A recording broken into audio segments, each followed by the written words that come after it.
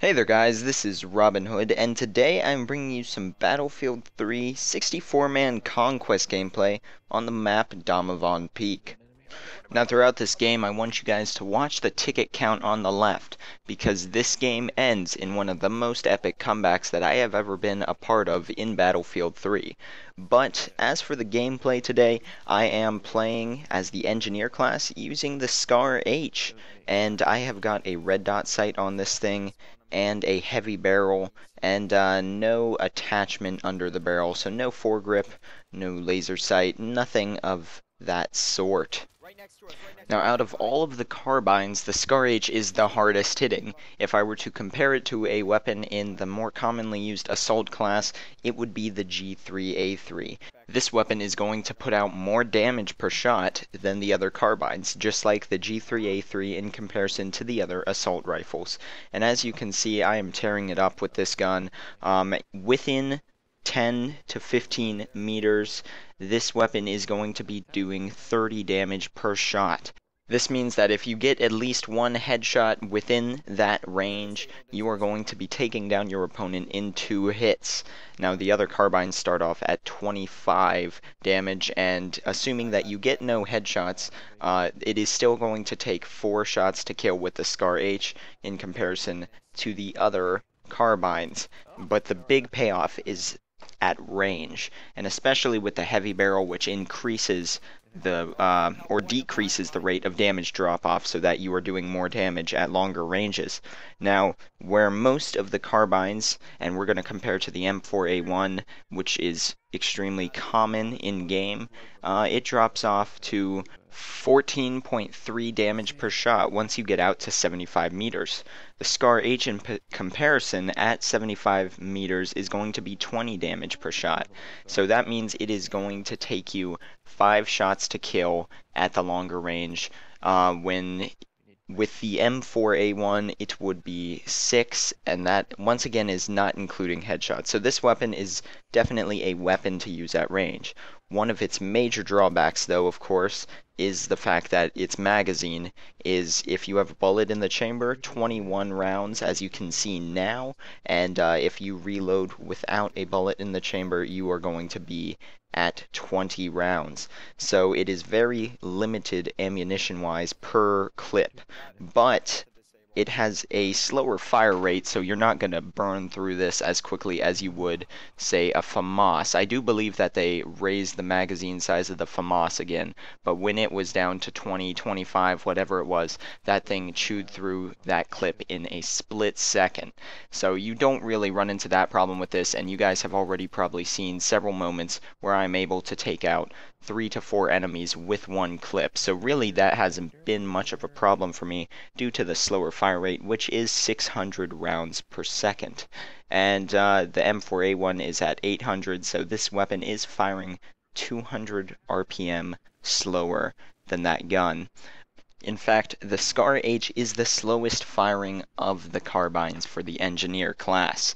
So that is 100% the biggest drawback of this. If you get that headshot close quarters, this gun can still be incredibly effective, as you guys have already seen, because it is a 2-shot kill at that point. But it takes a lot longer to kill if you don't hit that shot, simply because of the fire rate. So you're not putting out as many rounds quickly. And I left that clip that you guys saw in there just because that is the first time I had flown a little bird in quite a while, and I did manage to meet my old nemesis, the light pole. So yeah, those things tend to end my streaks in the little bird on Damavand Peak. I don't know why. I've never ever been super effective with them on this map, although I can actually fly choppers fairly decently, especially on maps like Caspian Border. But you can see here, this weapon, recoil-wise, is actually fairly easy to control. Now, it has a right and left pull of 0.2, but its upward pull is 0.53. So this gun pretty much kicks straight up, and all you have to do is drag your mouse, or if you're using a controller, your thumbstick, straight down to control it, and the slow fire rate means it is very easy to keep your reticle on target at range. Now in comparison to the M4A1, which has an upward pull of 0.299 and a right pull of 0.4, left of 0.1, the M4A1 you'd be pulling down and to the left, so this weapon has a little bit more unpredictable side-to-side recoil, but overall, at least in my opinion, I find this weapon easier to control, but the M4A1 is still obviously an absolute beast of a weapon, and that is the most commonly used of the engineer class weapons. But if you guys haven't tried out the Scar H, I highly recommend you guys do. It may not be the fastest firing of weapons, but it does pack a punch, especially at range. The reason I picked it for this map is because this tunnel, while there are some close quarters engagements, a lot of times you do get in these kind of campy matches where you can't really move forward without getting shot, and you're shooting way down the tunnel. So I wanted a weapon that was better at longer ranges, and I didn't want to be classically using the M4A1. Also, though, a great alternative to the Scar H if you want to keep that high fire rate as well is the ACWR, and quite frankly, that is probably a better weapon to use. It is just fun to pick up some of these other guns every now and then, and so far I have been enjoying this Scar H quite a bit. Now at this point in time, I want to draw you guys' attention to the ticket count in the bottom left-hand corner of the screen, just above the minimap.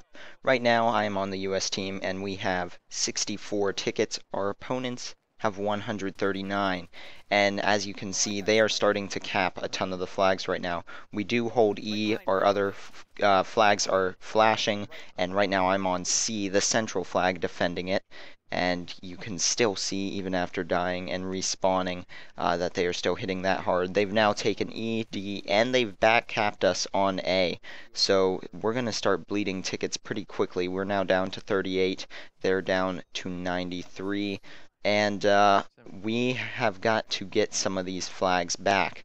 Now earlier on in the game, it's always important to cover the flags behind you. When I was back in the chopper, they had taken A and B, and I went ahead and left C, let them take it, so that we could capture those points back, because if you're trapped in at C from both sides, you really have no shot at winning the game. And there, I picked up Mike and Yuja's kit to revive him, so that is why I had the AK-74M, another great weapon, which I did do a review on if you guys want to check that out. But now I'm back with the Scar H. We're taking C, our team is taking A and defending B, and pretty soon here we are going to take C and lose E.